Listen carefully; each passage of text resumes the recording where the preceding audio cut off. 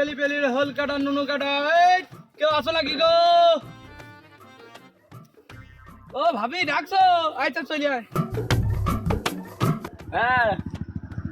ও ভাবি পড়াবা নাকি? হ্যাঁ কি করাবা কি বললি? বেয়াদব মেনছি। ভাবি খারাপ কিছু মনে করি না, ছেলি পেলে মুসলমান দি খায়। ও আমি ঠিক পাইনি।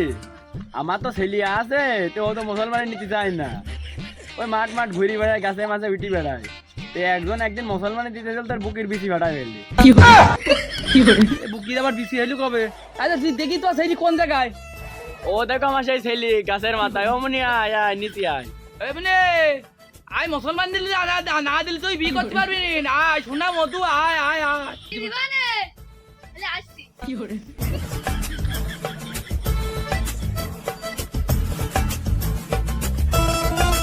আইসু